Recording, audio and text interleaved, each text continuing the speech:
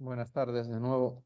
Vamos a retomar la sesión de hoy, lunes 18 de mayo, y comenzamos con la sesión 3.2, en la que vamos a proseguir con la explicación del funcionamiento del programa Atlas TI en el punto en el que nos habíamos quedado hace apenas 15 minutos. Si hay alguna duda, alguna cuestión que queráis resolver antes de comenzar, la podéis plantear. En cualquier caso, pues ya sabéis que estáis invitados a abrir vuestros micrófonos e intervenir si lo estimáis necesario y si no a través del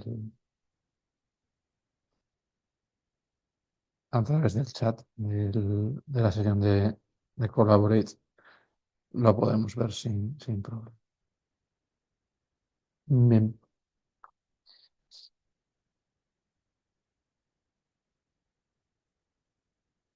El punto en el que nos encontrábamos era que hemos hablado ya de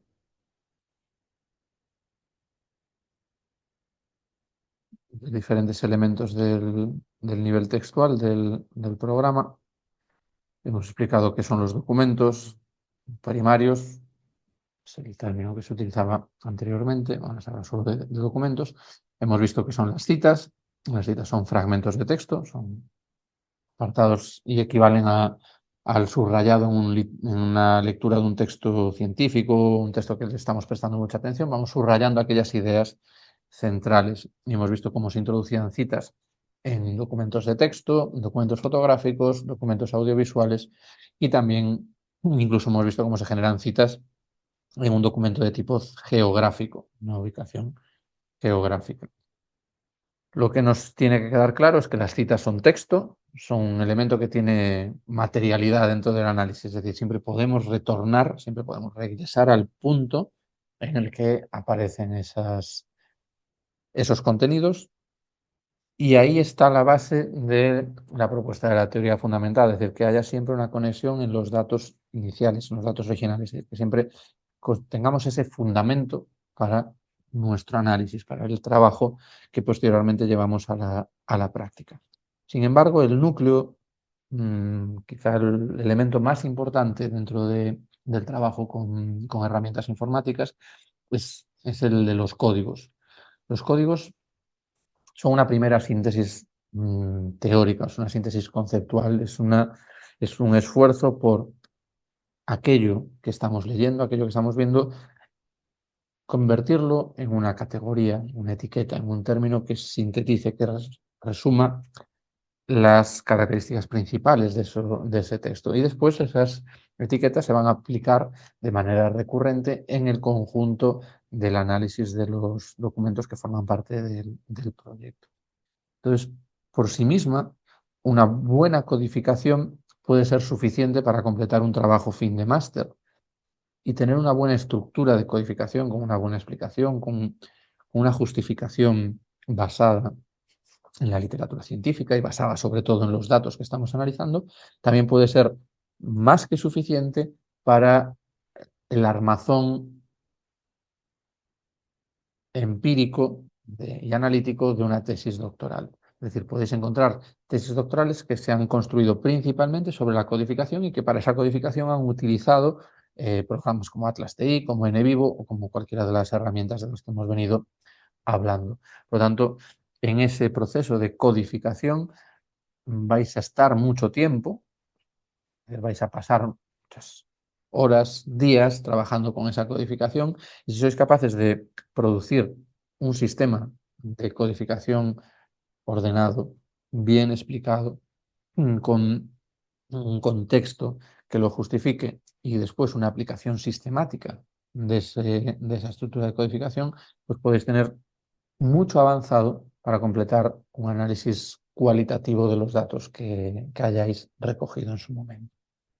Por lo tanto, la codificación es quizá la divisa principal que tenemos a nuestro alcance para hacer el análisis. Por lo tanto, si la cita era una primera reducción basada simplemente en destacar que había algo relevante ahí. Aquí es una primera síntesis teórica en la que se plantea, en la que se proporciona una etiqueta, una categoría que puede ser válida. Ahí en esta diapositiva veis que se indica que pueden estar relacionados con las citas, pero que no es obligatorio.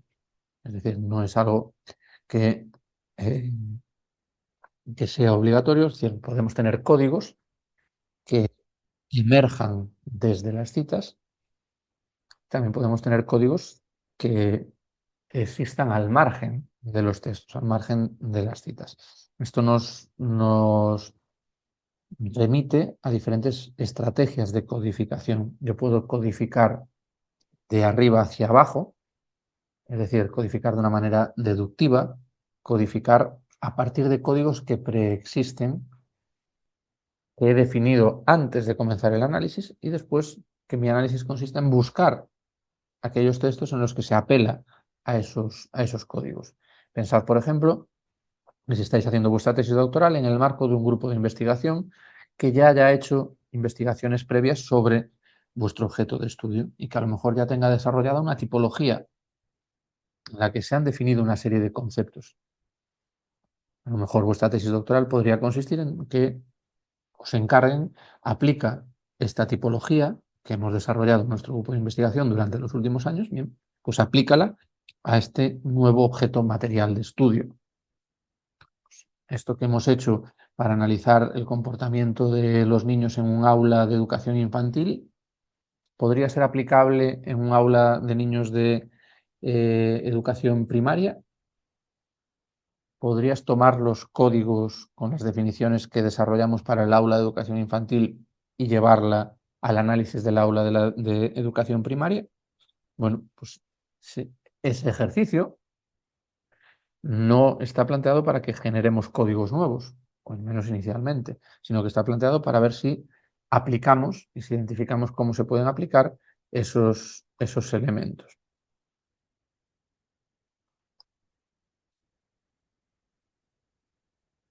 Entonces, en el programa Atlas TI nosotros podemos introducir primero los códigos, después aplicarlos, o generar los códigos a partir de los textos. Generar los códigos a partir de los textos, a partir de los documentos, sería la otra estrategia de codificación, una codificación que sería de abajo hacia arriba, bottom up, una codificación que parte de los textos y sintetiza la información y propone códigos. Y esos códigos entran dentro de un proceso sistemático de codificación y después de establecimiento de vínculos, de conexiones para identificar aquellos ejes principales y aquellas categorías centrales. Por lo tanto, esas dos vías son posibles. Ambas son posibles con Atlas TI y con muchos otros programas de análisis cualitativo de datos. La cuestión es que tenemos que entender que con independencia de que entren por una vía o entren por la otra, al final van a formar parte del conjunto de códigos que están a nuestra disposición para explicar el contenido, para sistematizar el contenido que estamos intentando analizar. Por lo tanto, nosotros podemos crear los códigos desde cero, se llamarían códigos libres o códigos nuevos, códigos ex novo, o podemos hacerlos a partir del texto. Vamos a empezar por la primera de esas opciones, es decir, aquella que no tiene nada que ver con la teoría fundamentada, tendría que ver con los abordajes hipotéticos deductivos, en los que primero definimos los códigos y después los buscamos. En la pestaña de inicio, la primera opción, el primer logo que tenéis, el primer icono que tenéis es agregar documentos. El segundo es crear entidades. Crear entidades, veis que podéis crear códigos, crear memo o crear redes. Crear códigos, veis que se abre un pequeño cuadro de diálogo en el que os dice que podéis ingresar nombres para cada código. Presionen el teclado la flecha que apunta hacia abajo para ingresar más de un nombre. Entonces, nosotros podemos incorporar en este riesgo sanitario. Es que introducimos un código, si queremos introducir más, flecha hacia abajo, riesgo medioambiental. riesgo social. Bueno, podemos aquí crear tantos códigos como consideremos. Si queremos eliminar alguno, veis aquí aparece una X y podríais eliminar cualquiera de ellos. En este caso, pues le he dado a crear y en esta pantalla de inicio veis que aparece que hay 3 códigos. 7 documentos, 3 códigos. En el explorador, lo mismo. En la zona de códigos aparecen 3.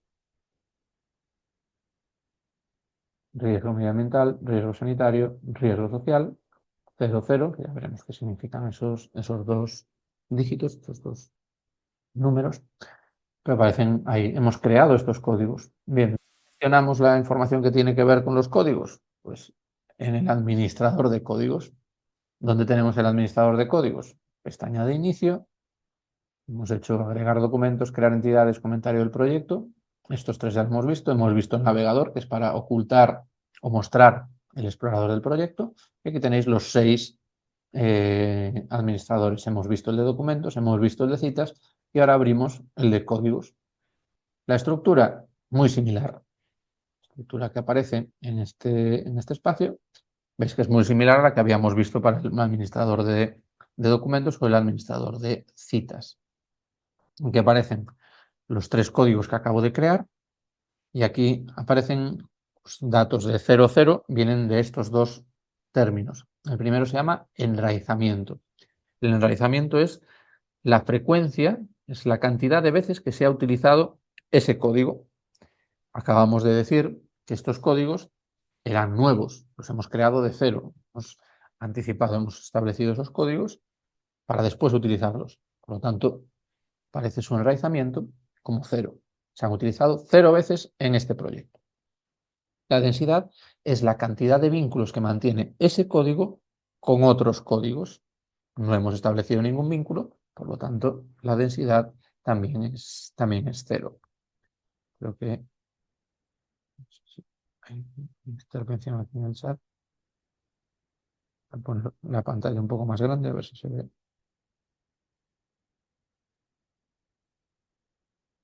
Pues no sé si voy a poder porque no veo que haya una opción como en Windows, como en Internet para ampliar. No sé.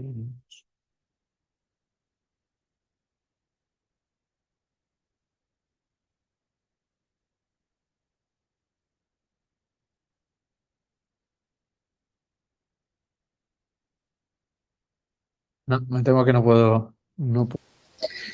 Dolores, ¿tienes una lupa a la izquierda para ampliar la pantalla?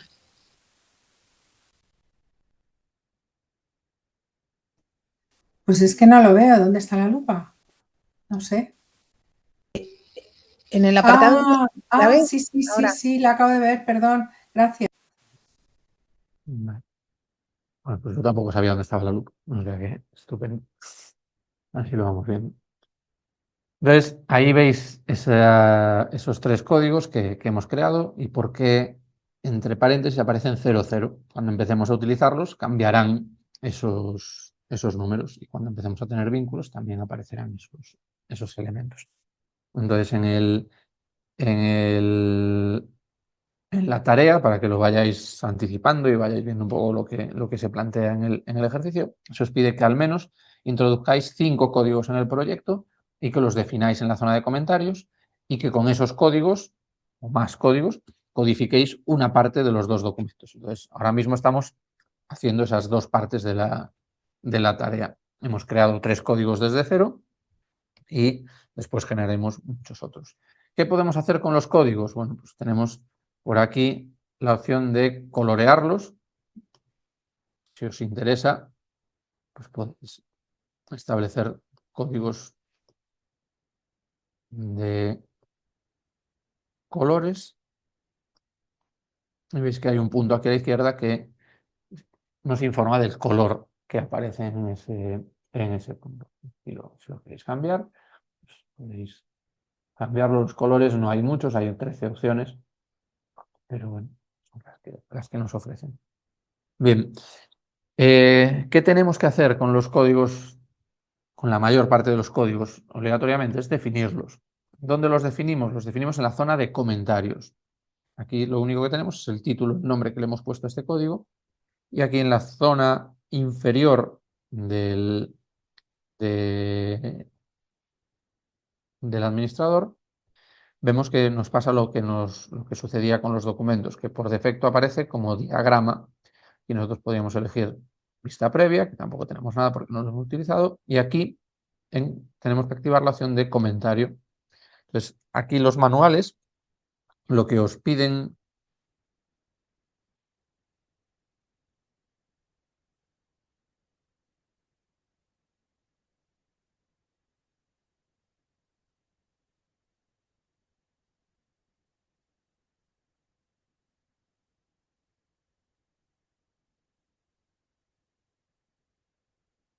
es que cubráis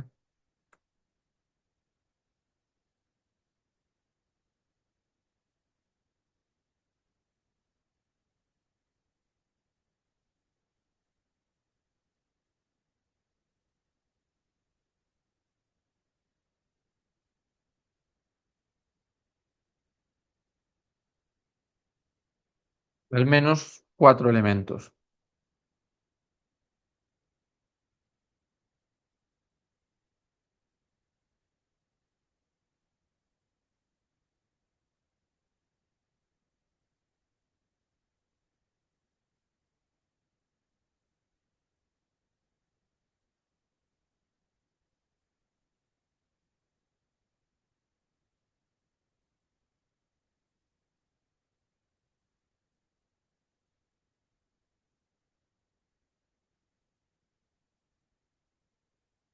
El primero, tiene que haber una definición breve. ¿Qué entendemos por riesgo medioambiental? Bueno, pues puede haber muchas definiciones de ese caso, pero nosotros tenemos que facilitar una. Tenemos que facilitar aquella que consideremos que es la más pertinente para nuestro proyecto. Después puede haber una descripción extensa en la que con algunos de los códigos, no con todos, pero con algunos de los códigos profundicemos en el sentido de que a lo mejor riesgo medioambiental lo hemos determinado de una forma, o sea, es cualquier situación que sobrepase un umbral determinado. Bueno, pues a lo mejor en la literatura científica ese umbral ha ido cambiando a lo largo del tiempo, o hay escuelas que defienden una serie de umbrales y otras que defienden otros. Entonces, en esa descripción extensa, nosotros tenemos espacio para desarrollar algo mejor el debate que puede haber detrás de alguno de esos códigos y que quede constancia. Tenéis que quedaros siempre con el mensaje de que toda la información que vayáis incorporando a estos espacios después le va a dar solidez y le va a dar rigurosidad a vuestro análisis.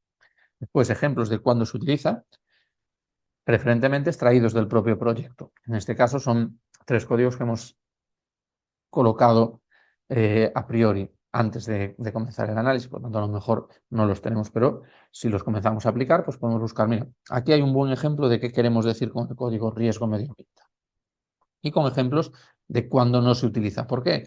Porque suele haber solapamiento. Es decir, ¿es lo mismo un riesgo medioambiental que un riesgo social? No, eso lo intuimos todas las personas que estamos aquí, pero convendría decir que hablamos de riesgo medioambiental siempre que haya una apelación directa al entorno natural.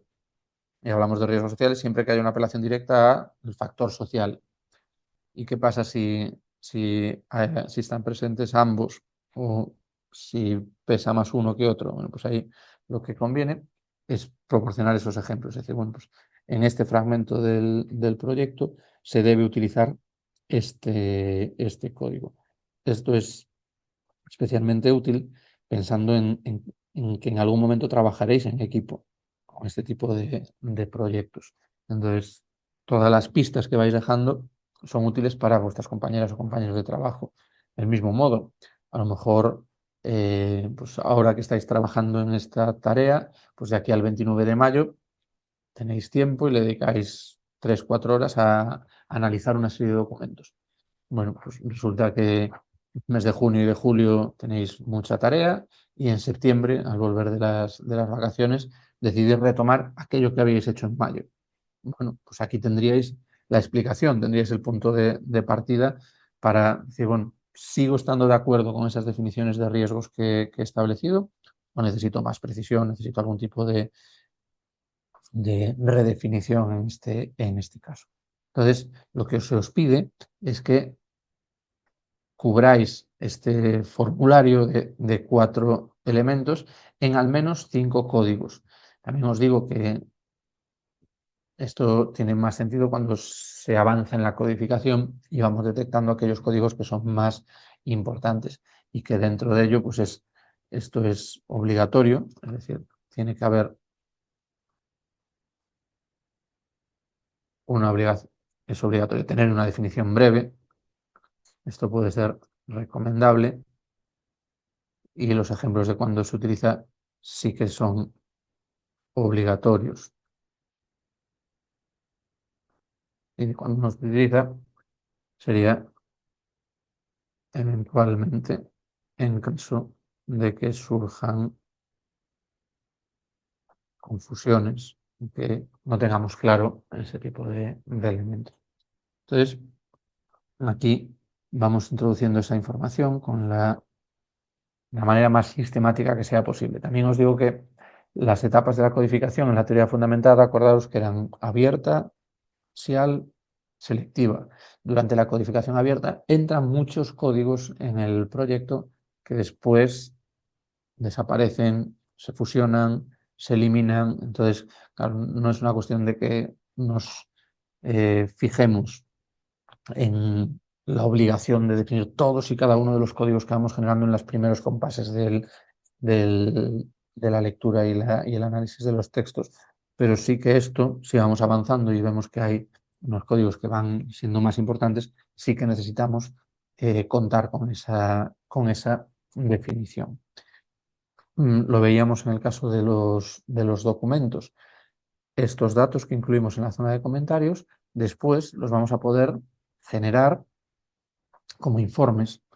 Informes, en este caso, en el que mostramos todos los ítems con sus comentarios y creamos un informe. Entonces yo aquí tengo el libro de códigos en este momento, que es la fase inicial de la investigación.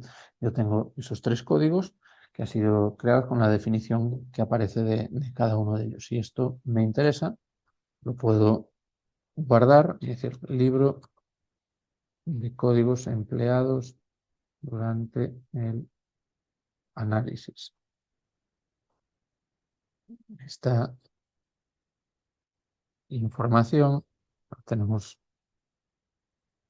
accesible en este espacio y podríamos pues editarla de una manera. Pensad en una tesis doctoral, es obligatorio facilitar al tribunal, sería obligatorio, pero bueno, es altamente recomendable, facilitar al tribunal el libro de códigos que hemos empleado. Si hemos hecho algún tipo de análisis de contenido, análisis de discurso, si hemos trabajado con texto, tenemos que facilitar cuáles han sido las categorías que hemos empleado en nuestro análisis. Entonces nosotros aquí tendríamos esos códigos con su definición y con ejemplos de cuándo se utiliza. Más adelante, cuando empecemos a codificar, veremos que podemos generar este mismo listado de códigos, este mismo libro de códigos, pero también con las citas asociadas a cada uno de los códigos. Entonces ahí, en ese momento, a lo mejor yo ya no necesito que en la definición del código aparezcan los ejemplos de cuándo se utiliza. ¿Por qué? Pues porque yo lo que hago es presentar el listado de todas las citas que están asociadas a ese código.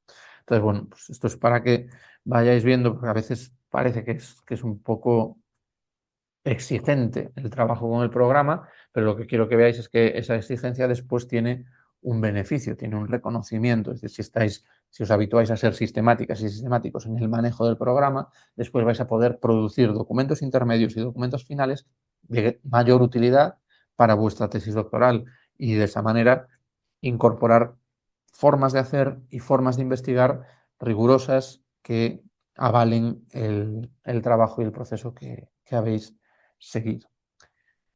¿Qué hemos hecho, por lo tanto? Códigos nuevos. Crear entidades, crear códigos. Estamos creando códigos nuevos, códigos libres. En el lenguaje de Atlas TI, al menos hasta hace unos años, se hablaba de códigos libres. ¿Por qué? Porque no estaban anclados al texto, no surgían de ese texto. Entonces, esto es la codificación de arriba a abajo. Nosotros tenemos un manual, hay un libro que es muy importante en nuestra disciplina científica que define estas categorías. Nosotros asumimos esas definiciones, las incorporamos y a partir de ahí vamos a intentar aplicarlas. La segunda vía es la contraria, es la que va desde el texto hacia los códigos. Entonces, tenemos que partir de los documentos con los que estamos trabajando. Aquí tenemos ese espacio con una entrevista en este caso. ¿Cómo se trabaja desde el punto de vista teórico? ¿Cuál es el camino que seguimos? Pues primero es una lectura del documento. Cuando surge una crisis sanitaria da morbo a los medios de comunicación y asusta a la población. Con lo que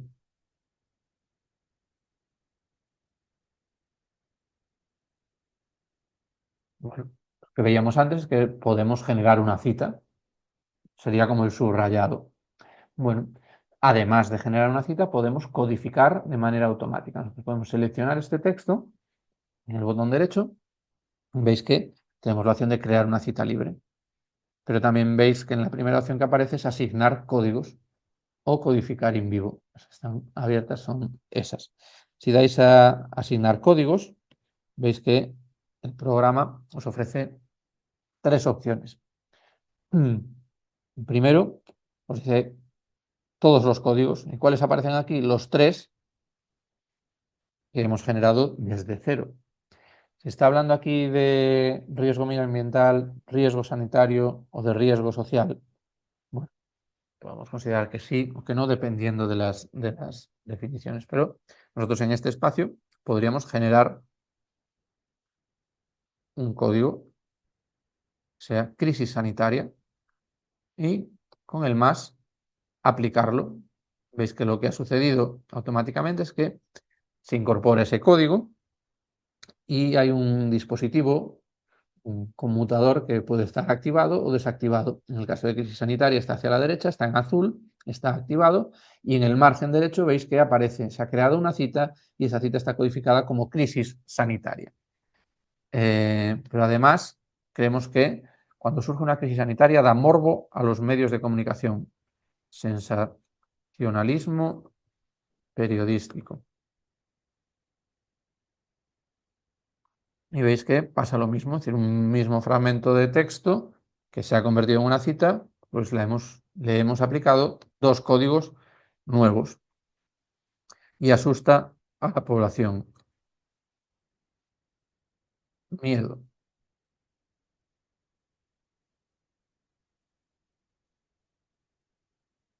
En la población. ¿Consideramos que aquí hay un riesgo sanitario y un riesgo social? Pues veis que en una misma frase hemos incorporado 5 códigos. 3 son nuevos y 2, o sea, 3 los acabamos de incorporar aplicados a ese elemento y 2 venían ya de la fase previa en la que teníamos esos elementos. Pues aquí ahora podemos establecer un código de color, si queremos ese tipo de cuestiones, y aquí pues vamos a el naranja en este punto. Si os fijáis en el administrador de códigos, tenemos 6 códigos, uno de ellos no se ha utilizado, sigue a 0, y los otros 5 sí que aparecen como enraizamiento 1. Eso quiere decir que se ha utilizado una vez. ¿Y dónde está esa vez? Pues aquí lo tenemos y según cambiamos van apareciendo esos códigos. Ante una crisis sanitaria, lo que hay que ser es muy cautos. Vamos a seleccionar ese elemento.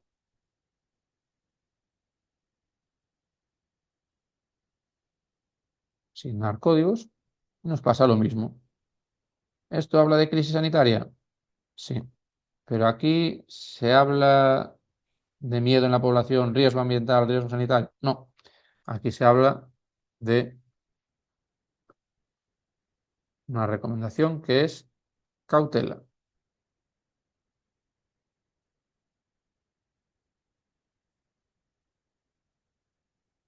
Y vemos cómo en la zona derecha se van acumulando esos elementos. Cuando coinciden en determinados espacios, veis que se va desplazando hacia la derecha la información con los códigos.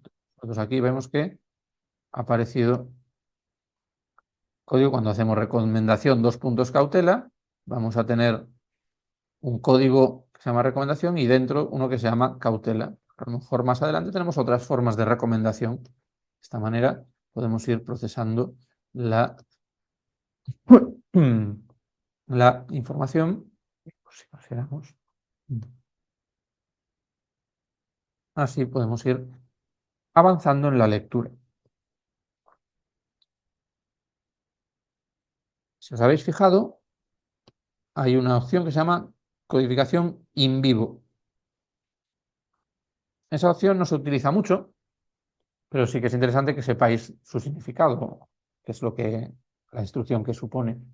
Consiste en que se va a generar un código cuyo nombre, el nombre del código, va a ser el contenido de la cita. Entonces, ¿para qué se puede utilizar? Pues cuando hay palabras clave muy importantes que sabemos que después van a ser necesarias. Entonces, si yo aquí digo codificar in vivo, lo que he creado, estará por aquí, está más en ese punto, hemos creado un código que se llama enfermedad de Creutzfeldt-Jakob, la enfermedad o el mal de las vacas locas. Aquí veis que aparece con el nombre técnico. Podemos establecer ese elemento. También habéis visto que se ha generado un grupo que se llama in vivo codes, que son los códigos que se han generado in vivo, es decir, a partir del texto. Y después la gripe A, pues a lo mejor podemos tener otro código in vivo, se llama gripe A. Pues aquí, vemos que aquí el código gripe A también aparece en ese punto. Y veis cómo, según vamos aplicando esos códigos, el enraizamiento crece, se va modificando en la medida en que se emplean unos códigos con mayor frecuencia que otros.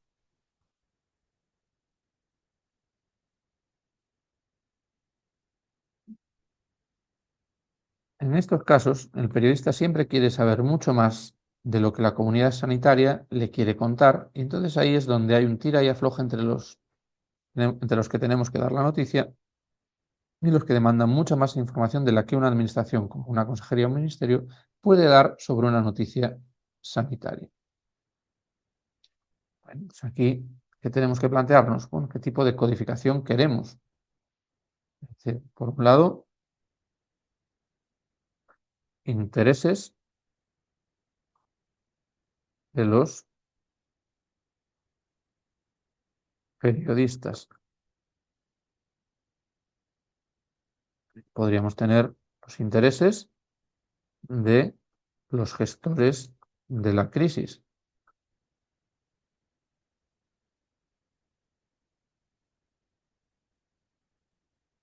Políticos de la crisis.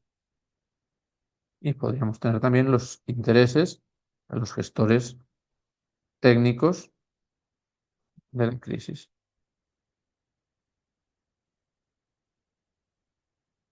Aquí lo que veis es cómo aparecen diferentes formas de intereses que a su vez están agrupados en este punto. ¿Qué podríamos tener como hipótesis? Bueno, pues que los intereses de los gestores políticos de las crisis a veces son diferentes a los intereses de los gestores técnicos de la crisis y también pueden ser diferentes a los intereses que mantengan los periodistas. Y en última instancia podríamos encontrar diferentes intereses en la ciudadanía. Bueno, pues nosotros podríamos ver en las respuestas de estas personas que van explicando desde el perfil técnico de gestión de la crisis esas diferentes posiciones en ese punto. Y pues, podemos nuevamente ver diferentes tipos de colores en función de lo que nos parezca más relevante. ¿Por qué? Para mostrar en ocasiones esas diferencias entre los puntos de cada uno. Esto siempre lo podéis, cuando lo que hacéis es introducir en un término 2 puntos y otro término. La primera parte de esa expresión se convierte como en un código que agrupa a los anteriores. Entonces lo podéis ver como aparecen unas flechas que indican esa subordinación de unos códigos entre otros. También os habréis fijado, probablemente, en que además de las opciones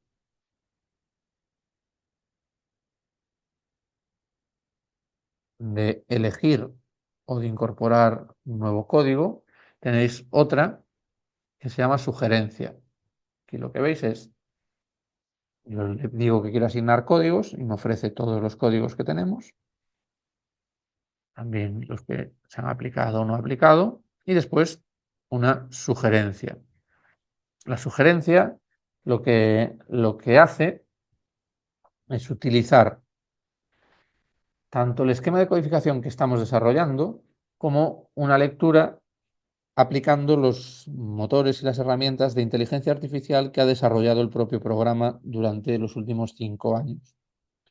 Entonces, aquí hay una especie de diálogo entre lo que ofrece el programa y lo que las personas que llevan el análisis, que realizan el análisis, desean aplicar y desean desarrollar. Entonces, en este fragmento que veis resaltado, pues el propio programa me propone que empleemos los códigos de intereses de gestores políticos de la crisis. ¿Por qué lo hace? Pues porque lee, cuando se decreta la llegada del virus a Castilla y León, hay una reunión un domingo por la noche en la Consejería de Sanidad, a la que acude el consejero, el gerente regional, el director de Salud Pública, el Departamento de Comunicación y el Servicio de Planificación.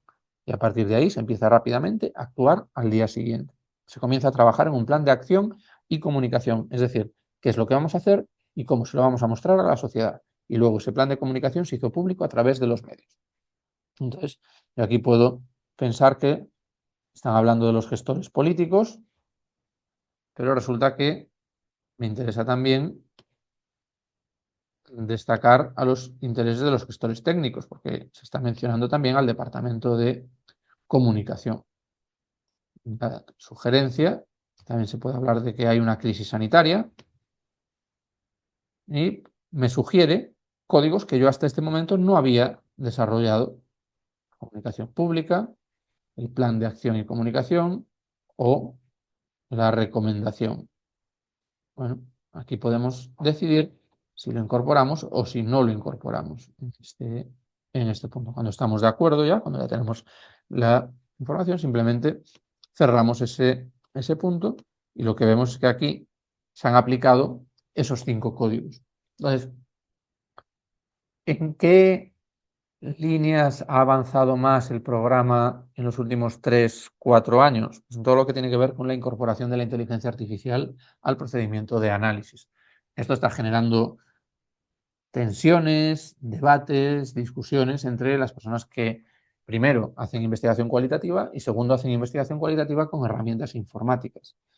¿Por qué? Bueno, pues porque hay diferentes abordajes respecto al rol que pueden jugar este tipo de recursos, este tipo de herramientas, en un abordaje a la investigación de naturaleza crítica, reflexiva, como es el abordaje cualitativo.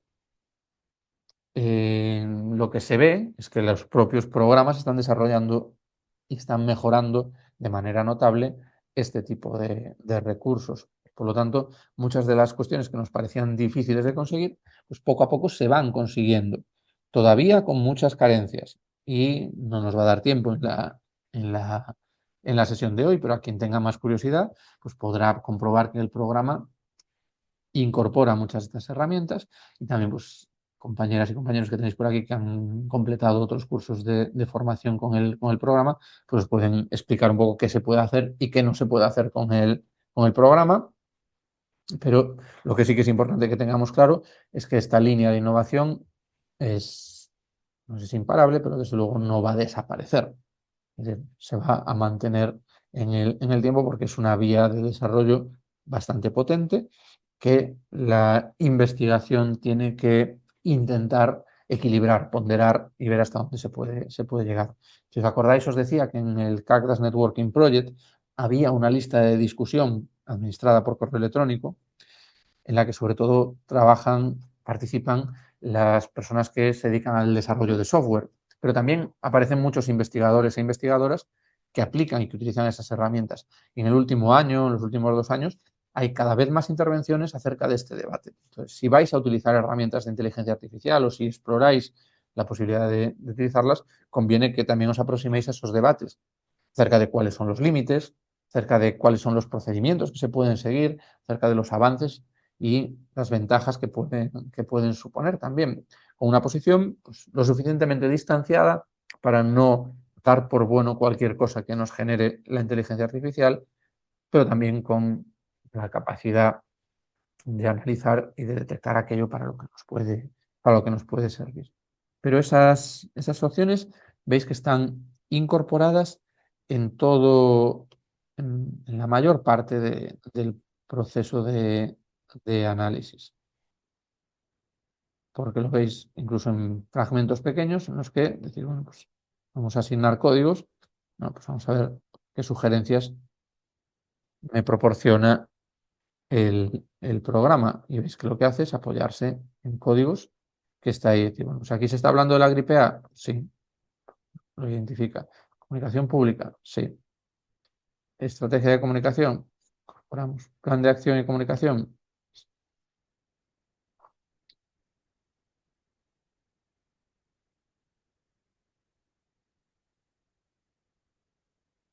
Toda esta actividad se traduce en enraizamiento creciente, más presencia de estos códigos.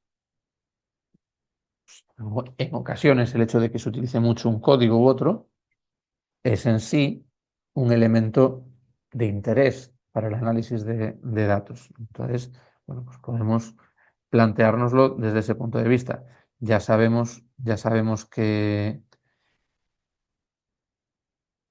la investigación cualitativa no se preocupa principalmente del recuento, pero también hemos dicho varias veces que podéis utilizar el programa para otros fines que no sean los de la investigación cualitativa, o para explorar combinaciones en ese punto.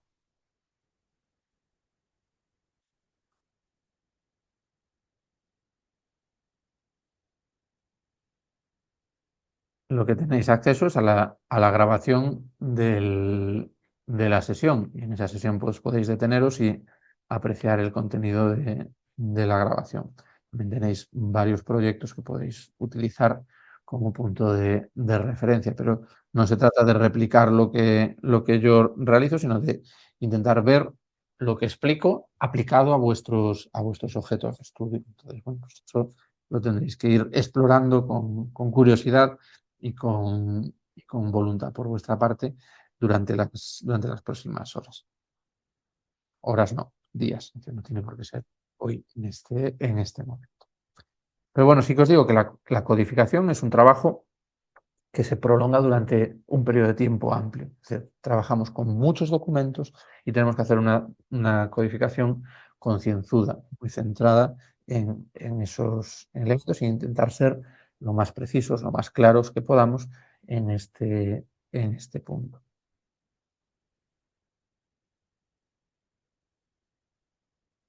Bien, formas más ágiles de codificación, pues probablemente hayáis visto en algún momento que existe la posibilidad de la codificación rápida. ¿En qué consiste la codificación rápida? Pues en utilizar de manera directa el último código que se ha empleado. ¿Eso qué quiere decir? Bueno, pues por aquí podemos asignar códigos y vamos a elegir el de gripe A porque se está hablando de ese código. Hemos codificado esta cita como gripe A. Aparece aquí. Podríamos seguir leyendo y ver, pues, en este fragmento también consideramos que se habla de la gripe A. Tendríamos la codificación rápida, que sería aplicar el mismo código a ese punto. Podríamos irnos a cualquier otro punto del documento y aquel momento en el que consideramos que se está hablando sobre esa cuestión, podemos, codificación rápida, se utiliza ese código. ¿Para qué nos sirve esto? Pues para que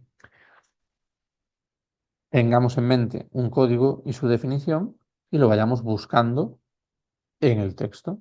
De esa manera localizamos esa información. Aquí lo que estamos haciendo es ir viendo si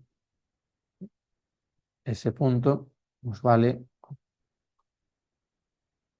ajuste y cuando consideramos que sí, pues que se crea ese espacio.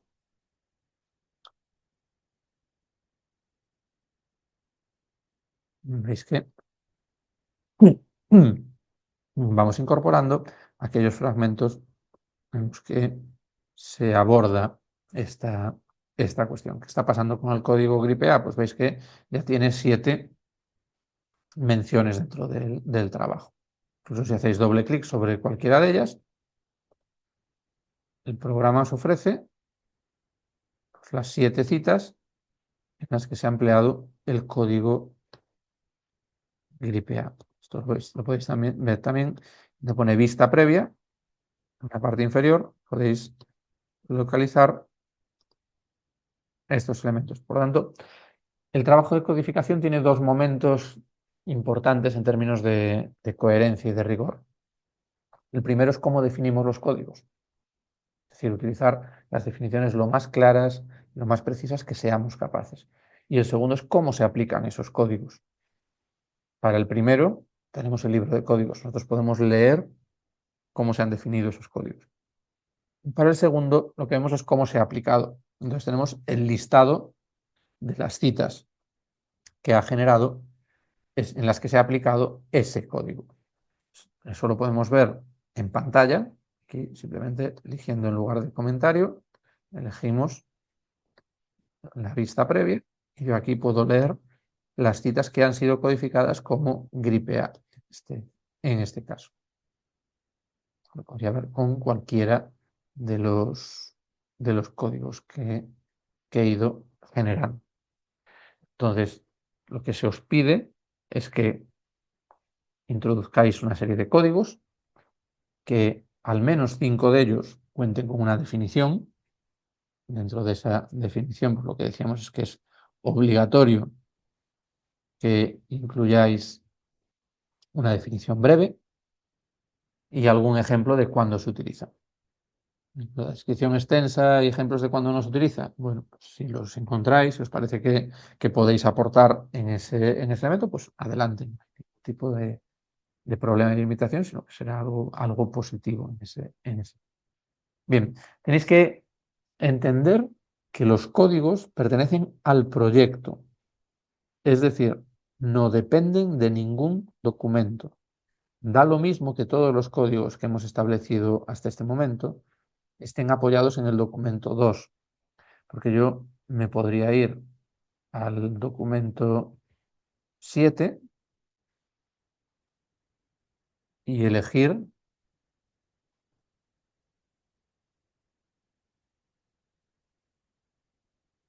un determinado fragmento de texto, ir al botón derecho, asignar códigos, y aquí lo que me aparece es mi caja de herramientas analítica, que son los códigos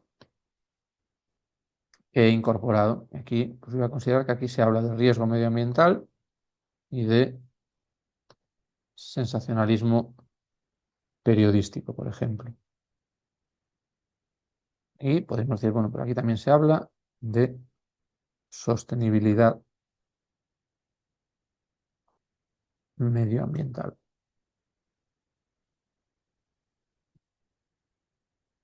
Es que aparecen en ese punto.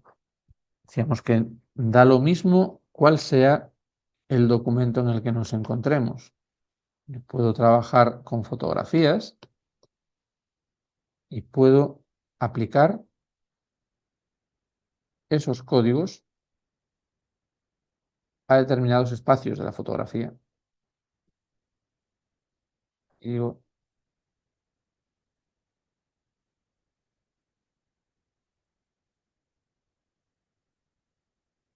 sin dar códigos, aunque sea una fotografía, yo voy a poder elegir aquí un riesgo medioambiental y aquí podría generar un código nuevo que sea calentamiento global, aumento de temperatura.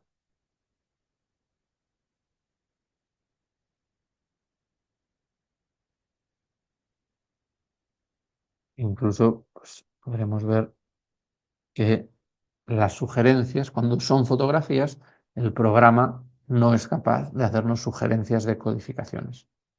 Pero sí que vemos pues, que esta cita, este fragmento de la fotografía, sí que está codificado por esos dos elementos. Siguiendo con lo mismo, podríamos irnos a otro espacio, otra fotografía, seleccionar determinado fragmento.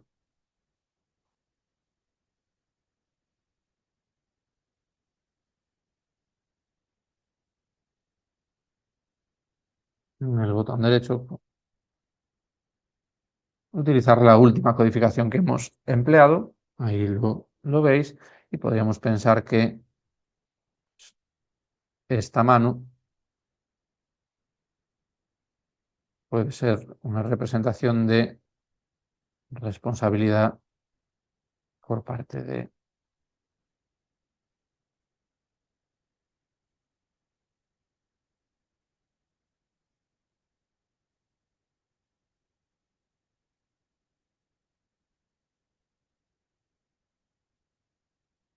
para hablar sobre el origen antropogénico del cambio climático, pues podríamos crear un código que sea responsabilidad humana del cambio climático. ¿Por qué? Pues consideramos que aquí hay una mano que tiene un planeta que está experimentando un calentamiento en este punto. Por lo tanto, estamos viendo esas cuestiones. Podemos seguir también con el vídeo que veíamos en su momento, seleccionar un determinado fragmento de ese punto, el punto en el que nos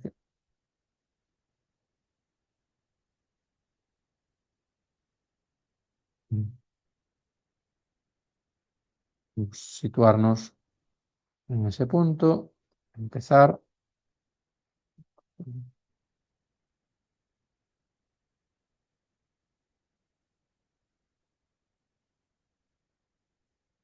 Y creamos esa cita, ajustamos un poco para que coincida con el punto de comienzo, también con ese punto más de final.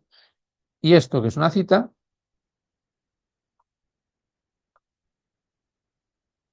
la codificamos como alguno de los elementos. Aquí no podemos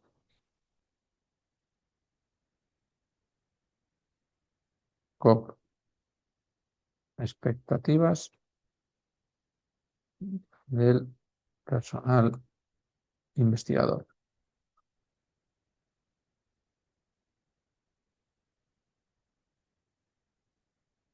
Y aquí podríamos elegir aquellas que consideremos importantes. Todo esto que estamos haciendo siempre se traduce o queda registrado en las frecuencias con las que aparecen cada uno de los elementos.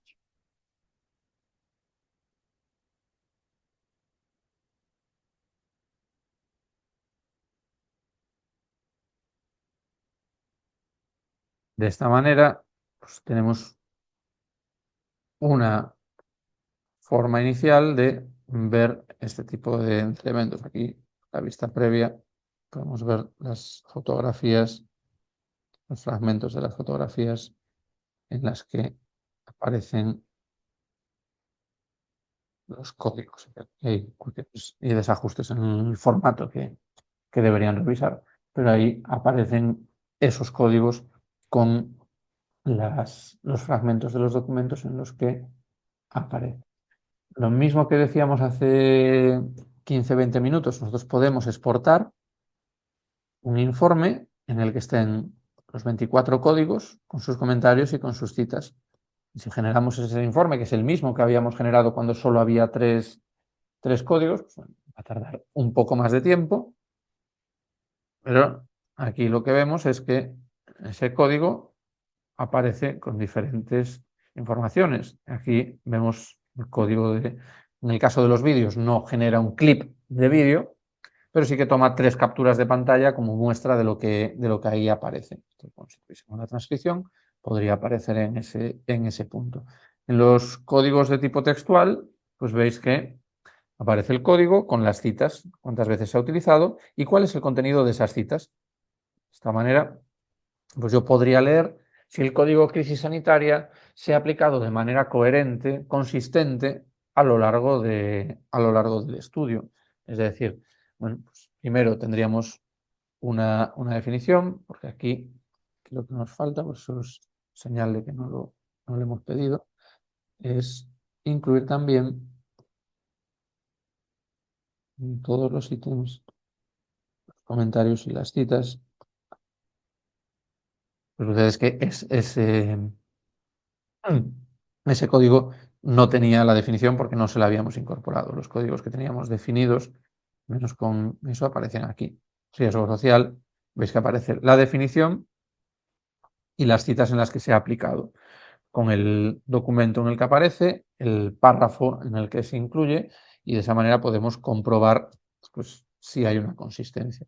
Lo digo, por tanto, que pensando en trabajos centrados en aplicar unos códigos y buscarlos de manera sistemática, es decir, yo quiero saber cómo se utiliza un término en la literatura científica y tengo diferentes definiciones de ese término y puedo irlo localizando. Es decir, cuando se habla de sostenibilidad en la literatura científica, se habla con una perspectiva económica, con una perspectiva medioambiental, con una perspectiva social. Bueno, pues ese tipo de elementos los podemos localizar en los trabajos que estamos analizando y a partir de ahí ir extrayendo nuestras conclusiones, ir viendo cómo conectamos eso con nuestras conclusiones desde el punto de vista del trabajo.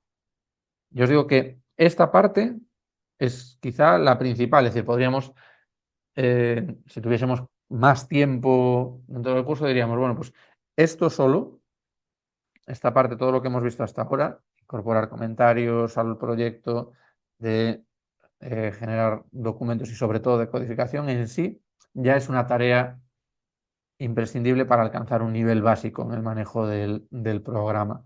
De hecho, pues lo ideal sería a lo mejor que tuvieseis ahora un tiempo para ponerlo a prueba, para empezar a definir códigos, aplicarlos, buscarlos y de esa manera pues ver cómo eso se va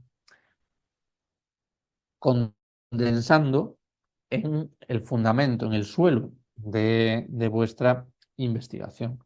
A partir de ahora, en los 40 minutos que nos quedan de sesión, vamos a ver algunas otras cuestiones que son importantes y que tienen recorrido, pero que no son tan nucleares o tan imprescindibles como el saber codificar, como el ser capaz de desarrollar unas categorías y aplicarlas de manera sistemática. Por eso os digo que con esto, con una buena codificación, una buena parte de vuestra tesis puede estar solucionada en cuanto al trabajo de análisis. Bueno, el trabajo de análisis, por supuesto, hay que generar antes los documentos, hay que hacer trabajo de campo, hay que hacer muchas otras cosas, pero en cuanto al análisis, una buena codificación tiene gran parte, gran responsabilidad del éxito de un trabajo de investigación. El programa también combina las herramientas para la búsqueda con las herramientas para la codificación. Pensar que en un proyecto de investigación cualitativa entran muchos documentos al mismo tiempo. Es decir, bueno, pues vais a trabajar con una cantidad de información bastante amplia. Por un lado, publicaciones científicas. Por otro, materiales que hayáis generado durante el trabajo de campo.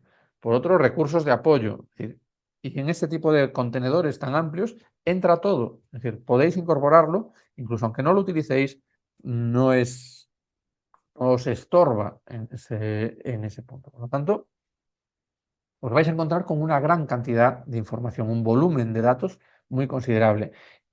Y en ese sentido, lo difícil es volver a encontrar, volver a localizar aquello que es significativo, aquello que es más útil, aquello que tiene un mayor potencial heurístico, un mayor potencial de descubrimiento, de contribución, de hallazgo.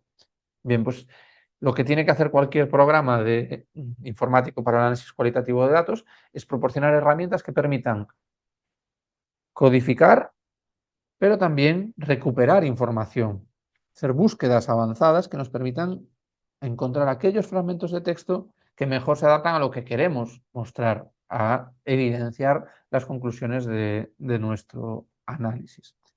En la pestaña de inicio ya hemos visto casi todo. Veremos a los administradores de memos, de redes y de vínculos. La siguiente pestaña se llama Buscar y codificar. Aquí veis, solamente leyendo las opciones que aparecen en ese cintillo, en la parte superior, en esa pestaña, veis que hay elementos que tienen que ver con la búsqueda, pero luego hay otros que ya tienen que ver con el análisis y la codificación. Y todo esto pues, os muestra el potencial de este tipo de programas que desde hace décadas han incorporado herramientas de lingüística computacional y de aprendizaje automatizado. Esto, pues, aquí tenéis recursos para cuantificar muchos elementos en este caso.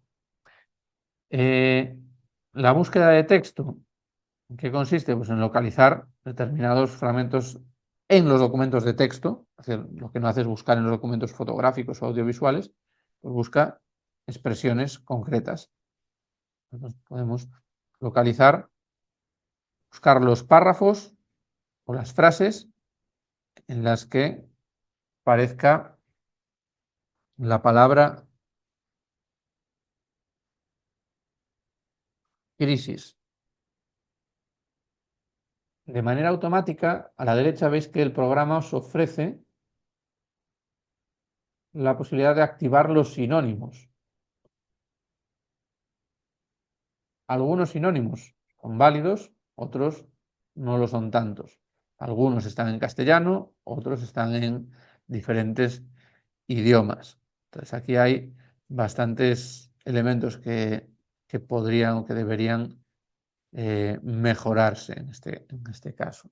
O si vemos comunicación, 38, acceso, acercamiento, ataque, camino, entrada, golpe, llegada. ¿Esto tiene que ver con lo que estamos planteando? Pues a lo mejor no es lo que estamos especialmente interesados en buscar. Sensacionalismo.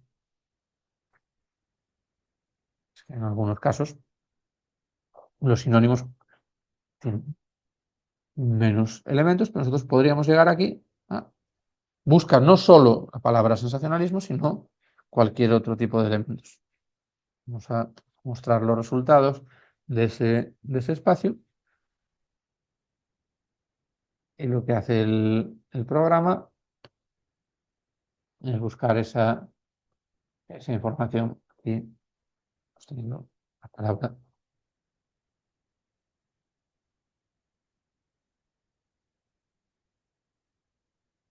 Vamos a buscar a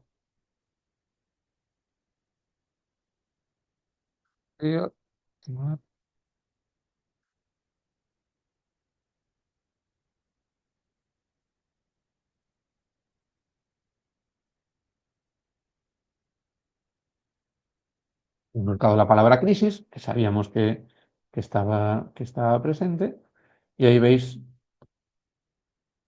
las 17 espacios en los que aparece la palabra crisis. Nosotros a partir de aquí, a partir de la búsqueda de texto, podríamos codificar, podríamos asignar algunos de esos códigos. Vamos a ampliarlo y a partir de aquí, cuando surge una crisis sanitaria, da morbo a los medios de comunicación y asusta a la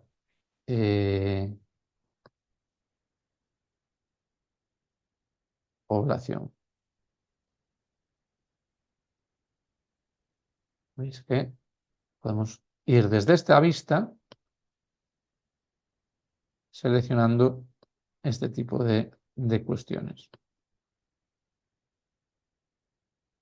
Vamos a crear una cita y lo que buscamos es el código crisis sanitaria y lo aplicamos desde este punto de vista.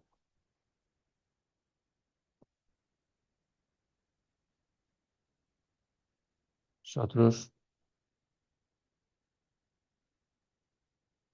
vamos viendo si en esos elementos donde encontramos la palabra crisis aparece o consideramos que debemos utilizar algunos de los códigos que ya tenemos. ¿Esto qué nos permite? Ir filtrando el conjunto de los documentos a partir de palabras que tienen importancia, que pueden ser interesantes, y aplicando estos códigos. Todo lo que vamos haciendo en este punto queda activado en cualquiera de estos, en el conjunto del programa, en el conjunto del proyecto, va registrando toda esa información. Pues aquí tenemos el código crisis sanitaria, pues aquí están algunos de los elementos que acabamos de codificar a partir de la información que aparece en ese análisis. Bien, además de estas herramientas, tenéis muchas otras que van un poco más allá. Y son todas herramientas que comienzan a automatizar parte del análisis. Es decir, son ya recursos más avanzados que probablemente nosotros no podemos hacer manualmente. Uno de los primeros es el que tiene que ver con las frecuencias de palabras. Frecuencias de palabras lo que mide es la presencia y la cantidad de cada una de las palabras que están dentro de el proyecto. Entonces aquí seleccionamos cuáles de los documentos de texto queremos que aparezcan en ese espacio. Podemos seleccionar o podemos excluir de la selección cualquiera de ellos. Vamos a ver estos elementos. En este caso lo ofrece como una nube de palabras. Veis que está activada esta opción, pero tenemos también la opción de que sea con una lista. Todo esto es exportable a Excel en el caso de las tablas y listas, o a formatos de archivo fotográfico, en el caso de las nubes de palabras y demás cuestiones. Cuando vamos incorporando otros documentos, veis que se van incorporando columnas y cómo, por una parte, aparecen los totales y por otra, los parciales. Toda esta información siempre se puede exportar a una hoja de Excel que elegimos lo que queremos ver.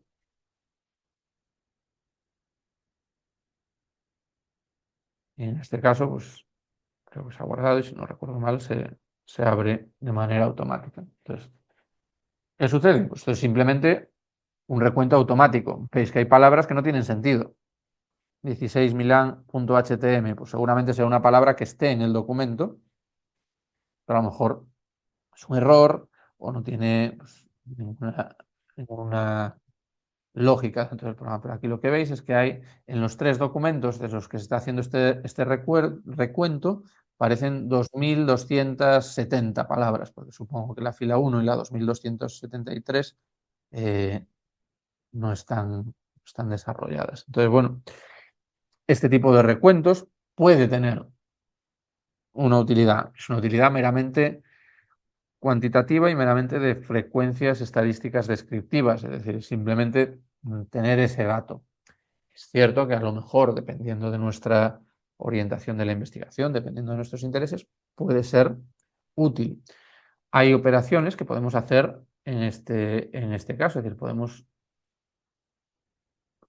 subir los umbrales para que, pues en lugar de que haya esos umbrales, pues ver a partir de cuántas palabras creo que me interesa que aparezcan. Bueno, pues ahí nosotros fijamos el umbral de ocurrencias totales.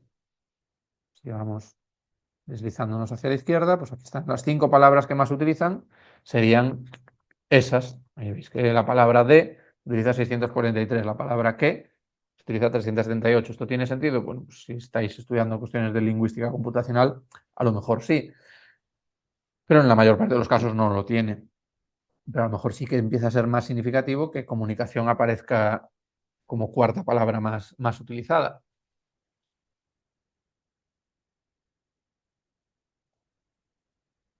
Todas estas cuestiones se pueden filtrar. Nosotros podemos hacer listados ad hoc en los que excluyamos determinados términos, en los que, por lo tanto, hay bastantes opciones, bastantes cuestiones que se pueden explorar en este caso. Y también tenéis este formato, que es un formato, se llama de árbol, que son superficies cuadrangulares en función de la frecuencia de cada uno de los elementos.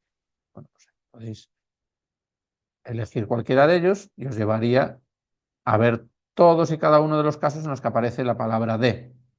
Aquí están los 637 y podríais ir viendo esa palabra.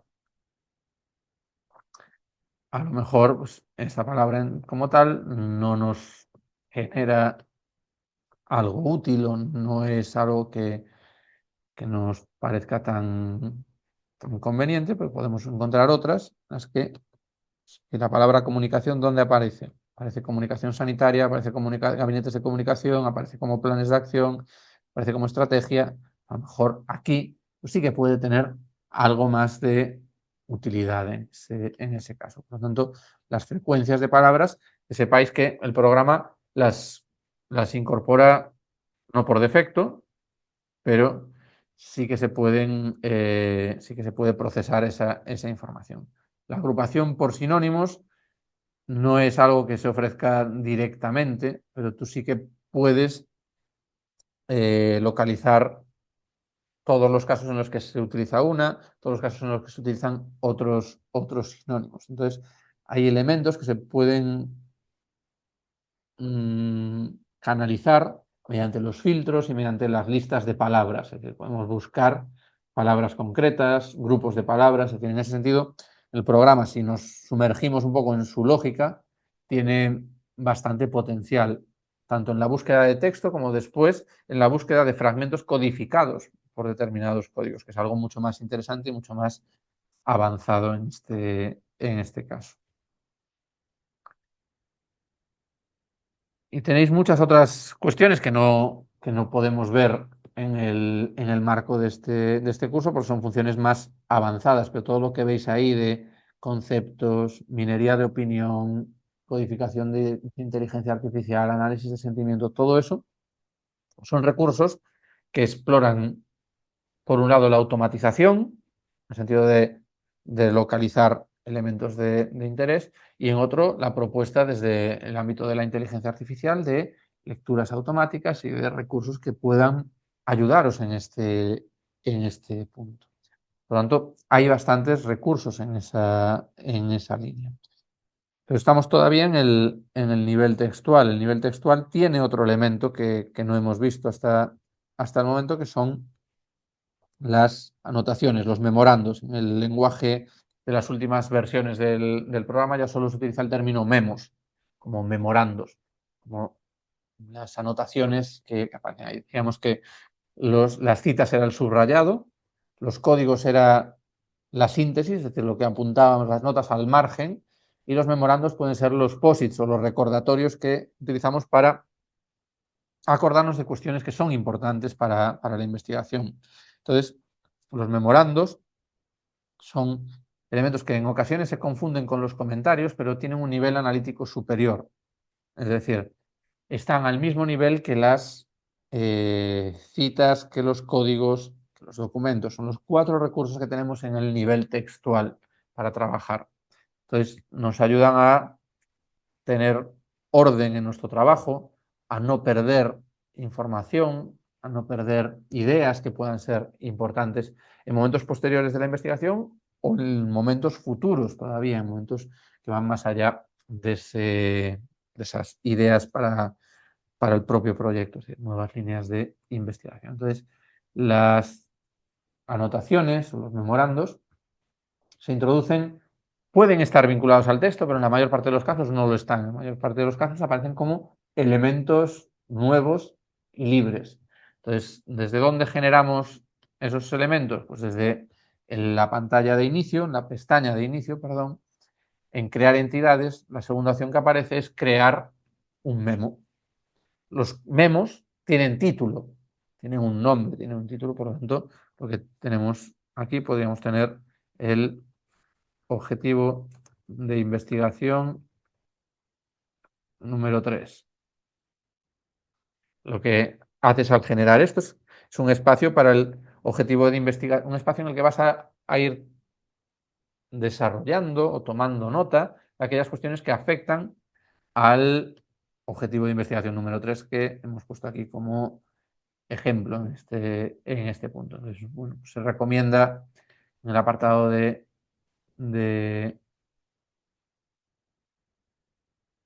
insertar, no aparece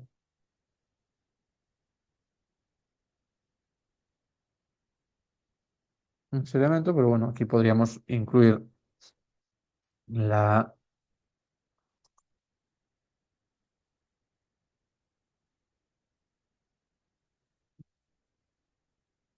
aquí un memo que es el que estábamos abriendo.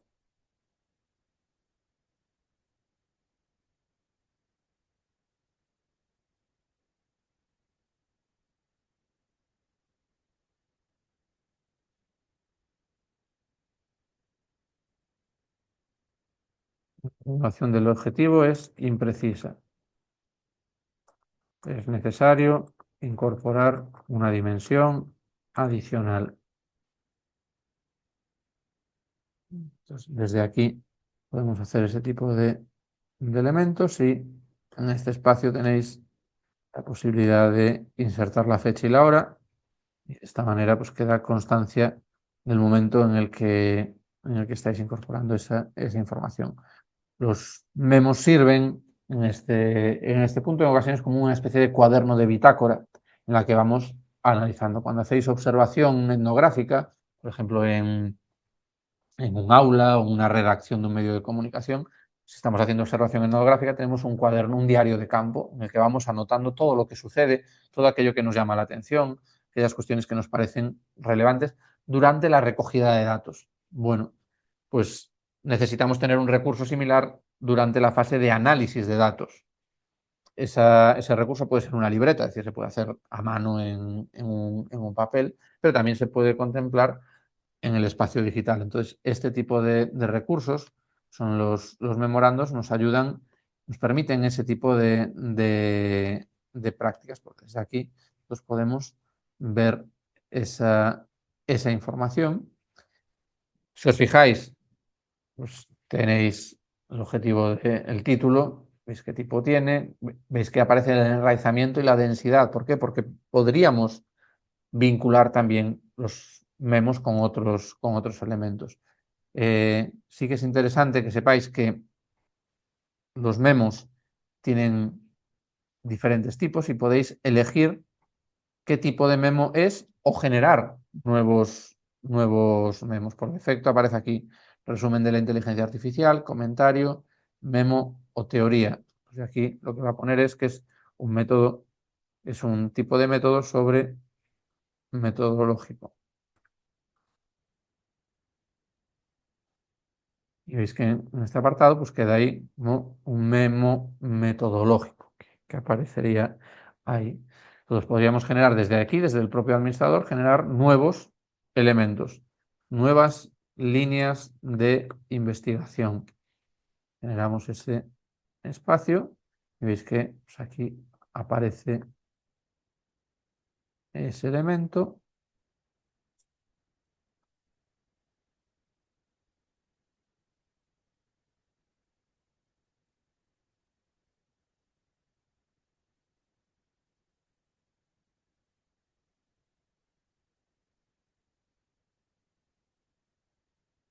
Entonces aquí lo que estamos planteando pues, es esos espacios como nuevas líneas de investigación. Y bueno, aquí decir tipos. Perspectiva. Y vamos estableciendo de esa manera las anotaciones, los memorandos. De cara a la tarea del curso, sí que necesitáis incorporar al menos un memo en el proyecto. Ya sé que no es lo más útil y que probablemente pues, os cueste encontrar esa utilidad en estos momentos iniciales de manejo del programa, pero simplemente es generar un memorando, generar un memo dentro del proyecto y justificar cuál es la función que le queréis dar a ese memo en el proyecto. Con esto completaríamos lo que tiene que ver con el nivel textual.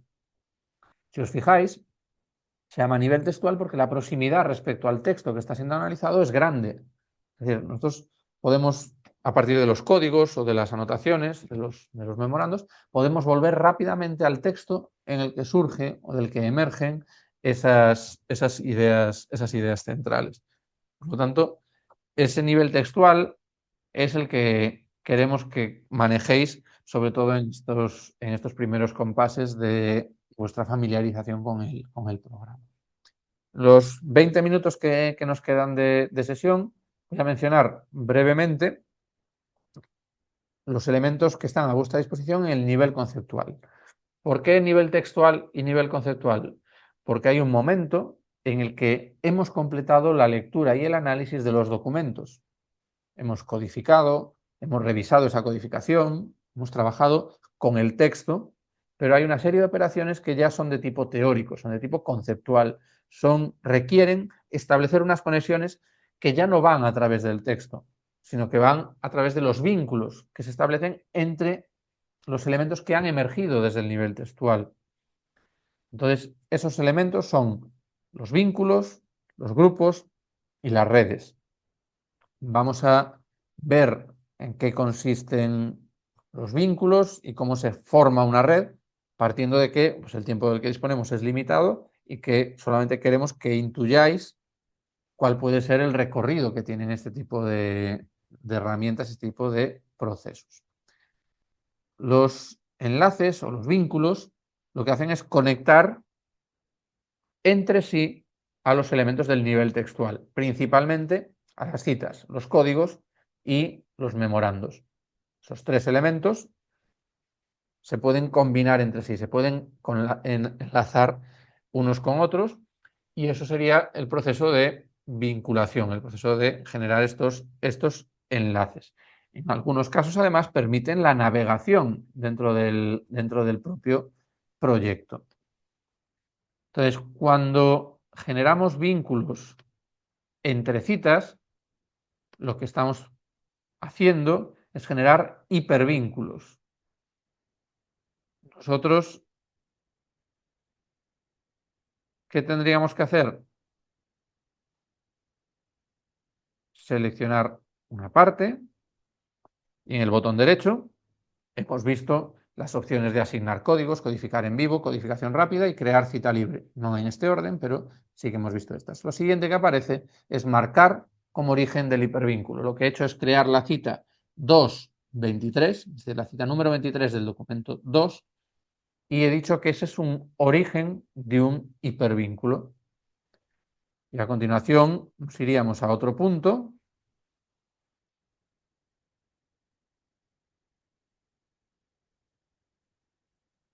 Y en el botón derecho vemos marcar como destino del hipervínculo. Veis que automáticamente se despliegan 8 opciones que el programa nos ofrece por defecto. Son relaciones habituales entre citas, entre fragmentos de texto. Y nosotros pues aquí podemos plantear que hay una contradicción. En el margen derecho veis que la cita 2.23 mantiene una relación de contradice con la 2.24 y viceversa. El margen derecho es interactivo.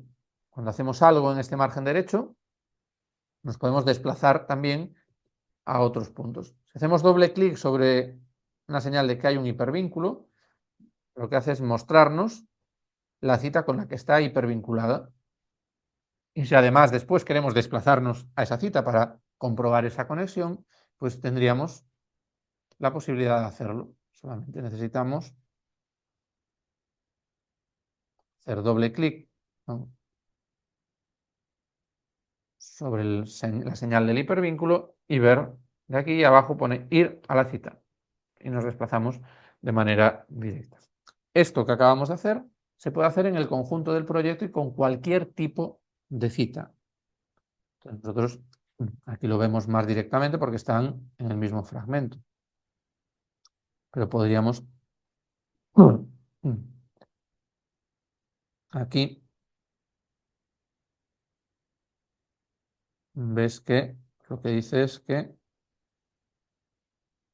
habla de la unidad. En otros temas, como puede ser la educación, era siempre muy difícil que las comunidades de los distintos colores políticos llegaran a un acuerdo. Si gobierna el PP, las comunidades del PSOE no están de acuerdo con las medidas tomadas por el Ministerio o viceversa. En cambio, aquí considera que la estrategia de comunicación sí que lo está.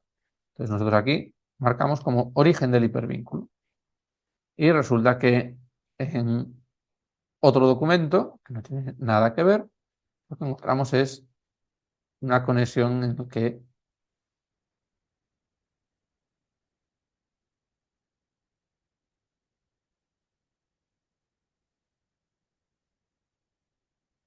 generamos esto y aquí podemos decir que explica. Imaginaos que tenéis unas determinadas declaraciones y una explicación contextual en otro momento de las personas que han establecido, que han afirmado esas declaraciones, que han emitido esas declaraciones.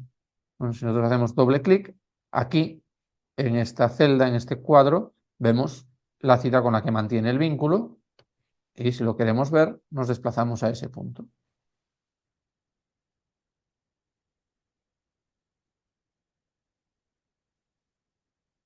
Aquí hemos pasado de 2 documentos de texto, entre el 2 y el 7. Pues podríamos plantearnos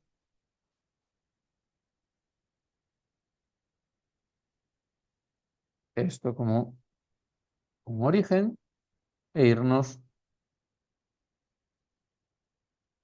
a otra cita y marcarla como destino del hipervínculo. Aquí tendríamos que aquí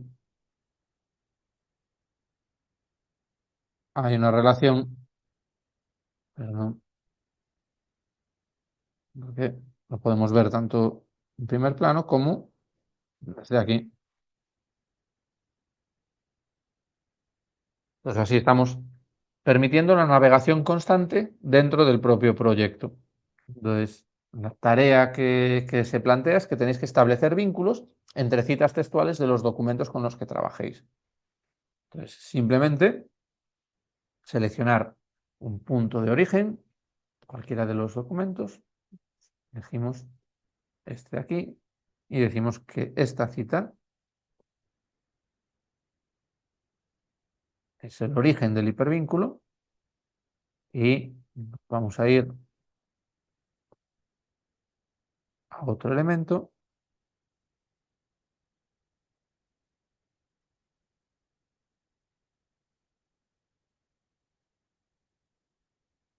y vemos que en este caso apoya.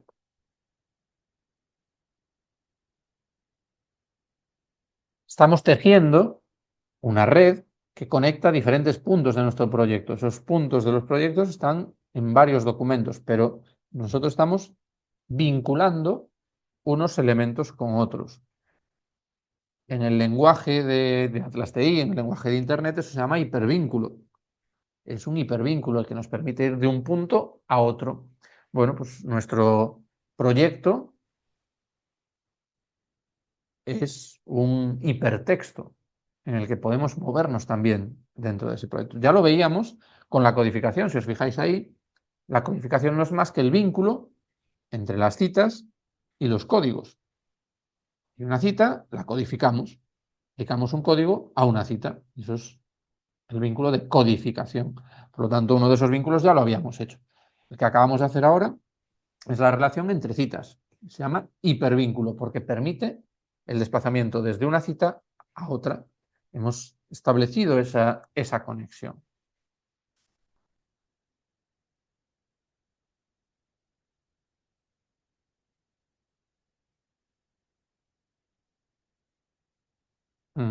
Tenéis que ir viendo para qué os puede plantear, pero lo que tenéis que entender es que es comenzar a pensar en el propio proyecto como en un lenguaje de redes, en el que estáis conectando diferentes elementos. Algunos son textuales y otros son conceptuales. Los códigos son conceptuales, pero se aplican sobre el texto. Entonces, cuando estamos codificando, nosotros podemos explorar esa navegación de ese modo.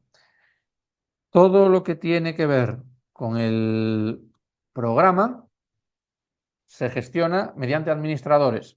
Entonces, en el menú en la pestaña de inicio están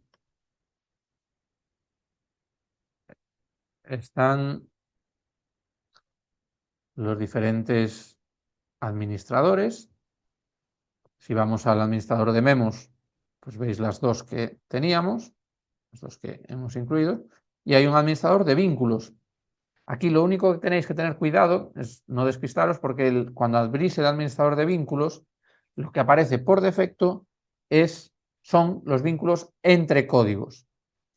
Fijaos sobre todo en esta pestaña donde pone administrador de vínculos, debajo hay una palabra que pone categoría y está en verde.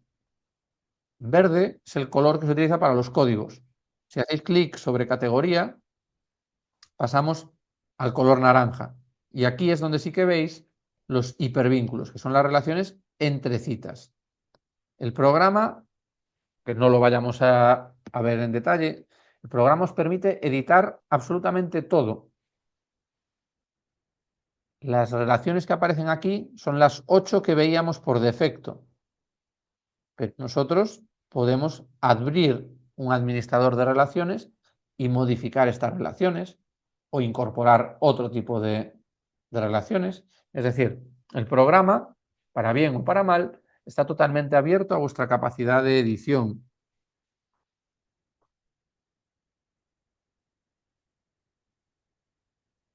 Y de esa manera podemos ajustar lo que aparece dentro del análisis a nuestras necesidades. Podemos tener etiquetas en inglés, podemos tener etiquetas en francés, podemos tener etiquetas en español. Es decir, esas 8 relaciones que aparecen ahí pueden ser 50, 100, las que queramos, las que consideremos necesarias. Entonces eso lo podemos editar. No es algo urgente ni es algo que tengáis que desarrollar en este momento, porque bueno, las que aparecen ahí son en principio un punto de partida para cubrir el espectro habitual de relaciones que aparecen ahí. Pero las vais a poder colorear y en este administrador pues podéis también hacer determinadas operaciones, no muchas, pero algunas podéis desvincularlo. Hemos eliminado ese vínculo. ¿Lo queremos deshacer? Pues tenemos el control Z en la parte de arriba para deshacer el cambio. Queremos invertirlo, es decir, que A, en lugar de que A esté relacionado con B, B esté relacionado con A. Bueno, lo podemos plantear en ese punto. Si os fijáis, ahora mismo estoy invirtiendo constantemente la dirección del vínculo. O podemos cambiar el tipo de relación. En lugar de explica, contradice. Aquí, en lugar de apoya, contradice. Y si refrescamos, pues aquí veis que la relación más frecuente, aquí en la columna de la izquierda, os dice cuántas veces ha utilizado cada tipo de relación. Y vemos que contradice, aparece en 3 ocasiones. Bueno, imaginaos que estáis analizando un debate electoral en el que hay 2 o 3 aspirantes a la posición política en juego y queréis ver qué tipo de interacciones hay. Queréis ver qué es más frecuente, que haya una crítica o que haya un apoyo, que haya un acuerdo o que haya un enfrentamiento. Bueno, pues si esas son nuestras categorías y vemos en el vídeo o en la transcripción el contenido de ese debate, podemos ver qué tipo de vínculos, qué tipo de relaciones se establecen dentro del texto que estamos analizando, sea audiovisual o sea escrito. Entonces, lo único que sí que tenéis que recordar, porque esto tendemos a olvidarnos, es que al abrir el administrador de vínculos, se abre por defecto el de las relaciones entre códigos. Y para ver las relaciones entre citas, tenemos que activarlo y pasarlo desde lo verde, que son los códigos, a el naranja, que son las relaciones entre citas. Por lo tanto, hemos visto cómo se establecen hipervínculos entre las citas textuales de los documentos. Lo siguiente que podemos hacer es vincular los códigos entre sí. Y aquí es donde ya estamos en el plano más conceptual. ¿Por qué? Porque los códigos ya no son texto. Entonces, conectar códigos entre sí es para el programa el equivalente a construir teoría. Es formular las conexiones entre elementos que están fundamentados en el texto y que son síntesis de esos conceptos. Entonces, ya no podemos trabajar desde el texto. La única forma que tenemos de establecer vínculos entre códigos es a partir del propio administrador de códigos. ¿Y cómo lo hacemos? Arrastrando y soltando. El programa tiene siempre activadas todas las opciones de arrastrar y soltar. Es decir, la mayor parte de operaciones que hemos visto se pueden hacer también arrastrando y soltando. Nosotros queremos ver que la crisis sanitaria está asociada de algún modo con el miedo en la población. Entonces, selecciono el código crisis sanitaria, lo arrastro hasta miedo en la población y lo suelto. Y aquí aparecen las categorías, los tipos de relaciones que me ofrece el programa. Me dice, es una propiedad de, contradice, es parte de, sin nombre, es causa de, es una, está asociado con. ¿Vale? Pues, ¿qué queremos decir? Que la crisis sanitaria es causa de miedo en la población. Veis que la densidad de ambos elementos ha pasado de 0 a 1. ¿Por qué? Porque hay un vínculo. Hemos creado ese vínculo. El riesgo sanitario está relacionado de algún modo con la crisis sanitaria. El riesgo sanitario está asociado con la crisis sanitaria. Veis que la crisis sanitaria ha pasado a tener 2 de densidad. La comunicación pública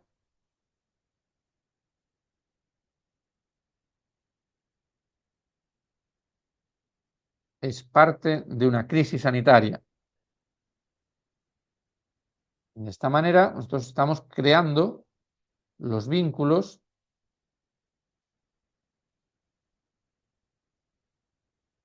sensacionalismo periodístico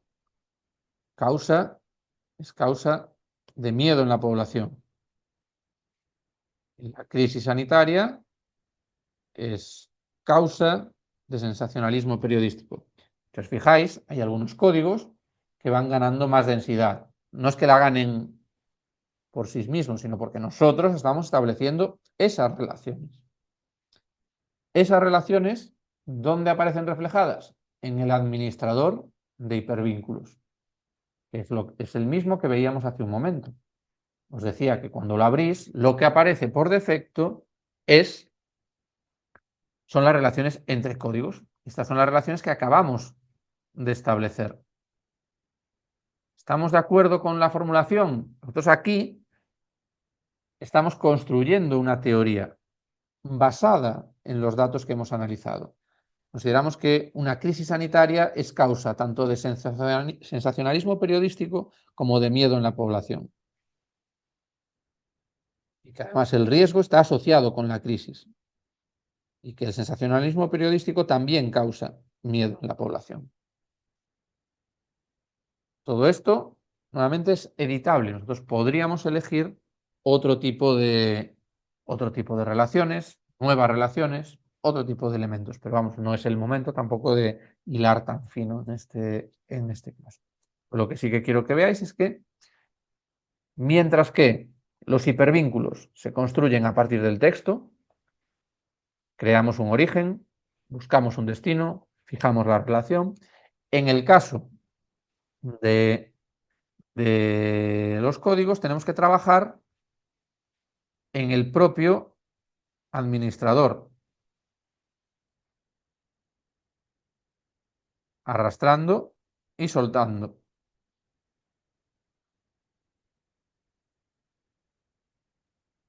Enfermedad de Creutzfeldt-Jakob es una crisis sanitaria. Entonces, tarea que aparece en séptimo lugar es vincular códigos entre sí, estableciendo relaciones entre ellos. Y a partir de aquí, de una manera muy rápida, muy precipitada, lo que hemos hecho es crear las bases para que se visualicen las redes. Hemos estado tejiendo conexiones entre los nodos. Una cita es un nodo, un código es un nodo, un memo es un nodo, y los hemos enlazado entre sí. Por lo tanto, cuando vemos que elementos me dicen que tienen densidad 5, me está diciendo que ese elemento tiene 5 vínculos, tiene 5 nodos vinculados. Entonces, en el programa, desde cualquier nodo, desde cualquier punto del proyecto, vamos a poder desplegar la red focalizada en ese punto. Con esto vamos a concluir. Ya sé que podríamos tener mucho más tiempo para explicar el procesamiento de cómo se forman las redes, pero nos vamos a conformar en esta sesión con saber que desde cualquier nodo del proyecto se puede desplegar una red, la red de sus relaciones. En este caso, el código es crisis sanitaria. En el botón derecho, la segunda opción que tenéis es mostrar en la red. Es un hexágono de color morado que también lo tenéis en la parte superior, con un icono propio. Pone red.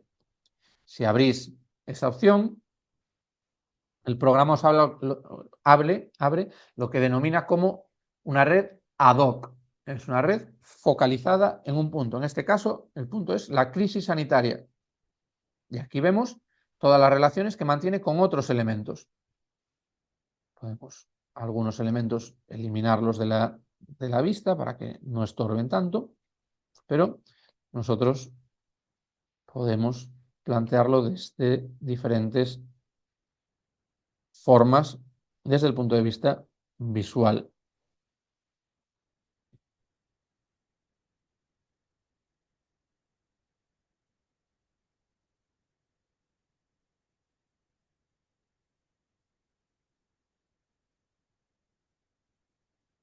Aquí hay diferentes opciones de presentar los resultados. Tenéis opciones de modelos circulares,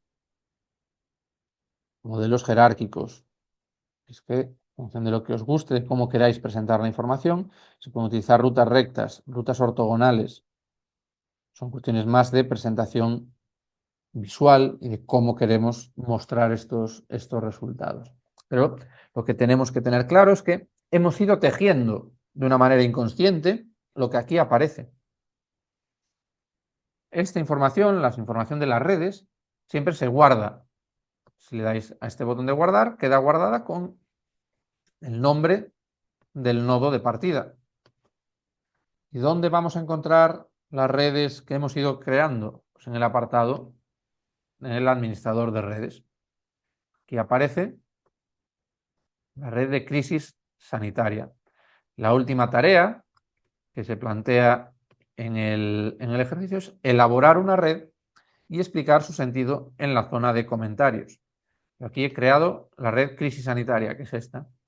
En el administrador de redes, lo que tengo que hacer es incluir un comentario en el que informa de las relaciones identificadas entre el código crisis sanitaria y el resto de códigos incluidos en el proyecto. Y aquí vais explicando. Primero, se aprecia vínculo con el código XYZ. Es decir, es una explicación breve para que entendamos que aquello que aparece como un objeto gráfico, como un recurso gráfico, tiene una lógica detrás. tiene un discurso que lo explica, no es solo mostrar esto y que consideremos que se explica por sí mismo, porque eso no es cierto. Es decir, no es unívoco, sino que detrás de esto necesitamos que haya una explicación, necesitamos que haya texto que contextualice estos elementos.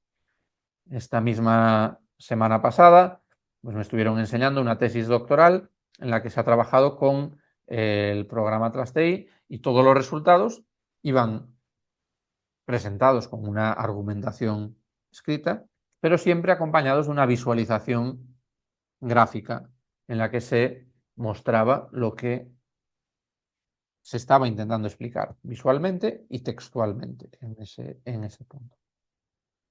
Nuevamente, todos estos recursos siempre se pueden exportar, guardar como imágenes, guardar como PDF, es decir, todo esto está automatizado y está desarrollado.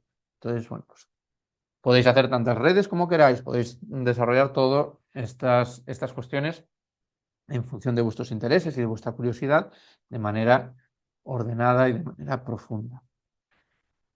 Lo último la última instrucción que os voy a dar es importante y esta sí que la tenéis que apuntar porque es la manera que vais a tener de compartir el trabajo que habéis realizado. Los proyectos de Atlas TI, antes de enviarlos, antes de subirlos al campus virtual, antes de enviarlos por correo electrónico, necesitan comprimirse en un elemento que combine tanto el proyecto como los documentos que han sido analizados. Entonces, ahora conviene que apuntéis estas instrucciones porque es la manera que vais a tener de después subir el resultado de vuestra tarea al campus virtual. Entonces, lo primero es guardar el proyecto. En la esquina superior izquierda tenéis el disquete de hace unas décadas para guardarlo. En la pestaña de archivo, a la izquierda de inicio hay una pestaña que se llama archivo. Tenéis que ir al apartado que pone exportar y aquí seleccionar paquete de proyecto y abajo paquete de proyecto. Lo que veis en este punto es que vais a generar un documento y lo podéis guardar donde queráis. El documento tiene el nombre del proyecto y el autor y la fecha. Y va a tener una extensión .atlas.ti. Si le dais a guardar, el programa os dice que exportación de proyectos completada con éxito. Y si vamos al escritorio,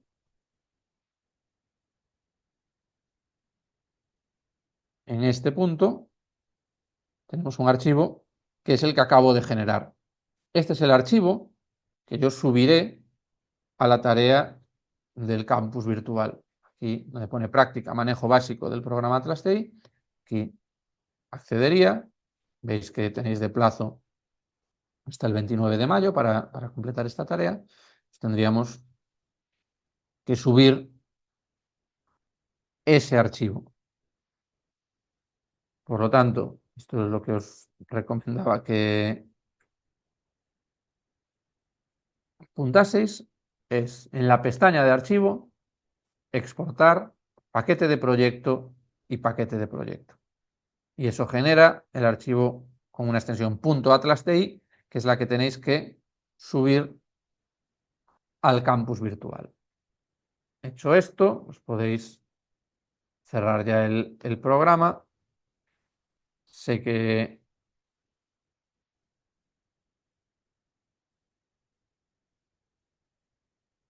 es una sesión exigente en cuanto a contenidos y que se abordan muchas cuestiones que necesitáis tiempo para revisar, para crear ese tipo de, darle sentido a ese trabajo. Preguntaba María Dolores, que no lo había visto, cómo se han creado tipologías de memos. En el administrador de memos, si seleccionas un memo, y en el botón derecho, no en el botón derecho, en las opciones de arriba hay una que pone tipo. Y en tipo puedes o bien elegir las que vienen por defecto o bien crear una nueva. Tienes un espacio, igual que hacíamos con los códigos, para generar nuevos tipos de memorandos. no tenéis que ponerle, pregunta Javier si hay que ponerle algún nombre, no tenéis que ponerle algún nombre porque va a incluir, va a estar asociado a vuestro perfil del campus virtual cuando lo subáis, entonces yo voy a saber quién lo hizo. Si queréis poner vuestro nombre en el título del proyecto, pues vale, pero no es imprescindible, no pasa nada si no lo tiene, porque va a estar asociado a vuestro perfil y al descargarlo yo voy a saber quién lo ha hecho. Bien, son ya las 7. Habíamos prometido que íbamos a terminar a las 7 menos 10, por lo tanto, pido disculpas por haberme extendido algo más de lo previsto. Abrimos ahora turno de intervenciones, por si alguien quiere hacer alguna pregunta, algún comentario.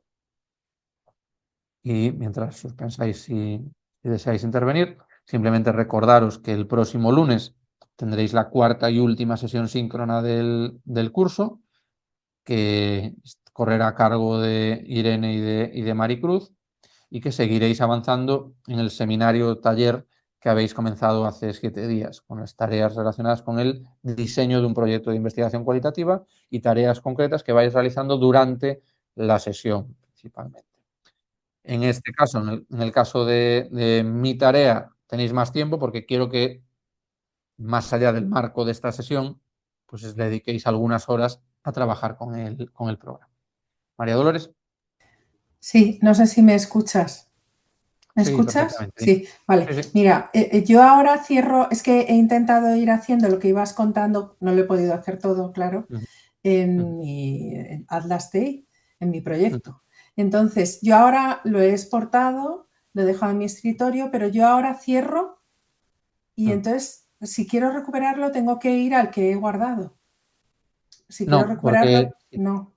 si trabajas en tu mismo equipo, cada Sí. vez que abras Atlas TI, va a estar tu proyecto. Va a ser el Ah, único que está aparece ahí. en ese punto. Vale. Entonces, cuando tú vuelves a abrirlo, vuelves. ¿Qué sucede? Si tú abres Atlas TI en otro ordenador, entonces sí que tienes que llevarte la exportación. Importarlo. Vale. E Claro, importar, tendrías que ¿no? importarlo. Pero claro, tenéis que grabarlo o en USB, es decir, sobre todo si estáis trabajando en casa y en el despacho o cuestiones así, Sí. hay que hacerlo de ese modo en principio. Es cierto que cuando tú abras Atlas TI con tu perfil de usuario debería estar en ese punto, pero sí que conviene tener copias de seguridad Vale. por si acaso. Y veremos también que se puede compartir en la nube este tipo de programas, pero bueno, es algo que ahora mismo no necesitamos para esta tarea, pero podríamos compartirlo con otras personas. Es decir, tendríais que invitar a una persona que tenga perfil en Atlas TI a que acceda a vuestro trabajo. Pero con vuestro perfil está asociado, los proyectos que habéis abierto con vuestro perfil están asociados para vuestro uso. O sea que si lo abra en otro ordenador, como tiene mi perfil, en teoría tiene que estar ahí. Debería estar, pero yo en ese caso Vale. sí que te recomendaría que tengas Sí, grabado el archivo de la exportación, tenlo grabado por si acaso. sí, de acuerdo, gracias. Bien. Bueno, si no hay más intervenciones, seguro que van a ir surgiendo dudas y problemas con el manejo del programa. Entonces, bueno, durante estas 2 semanas, cualquier cosa que no funcione o que no recordéis o que no entendáis viendo los vídeos tampoco, pues me escribís y lo vamos hablando.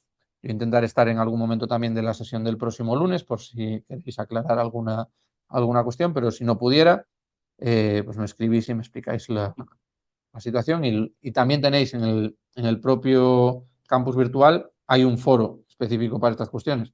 La verdad es que no se suele utilizar mucho porque, bueno, pues, por la mayor parte de las cuestiones se solucionan por otras vías, pero tenéis un foro sobre dudas del manejo de Atlas TI, si lo queréis emplear. Y yo creo que nada más por mi parte. Voy a detener la grabación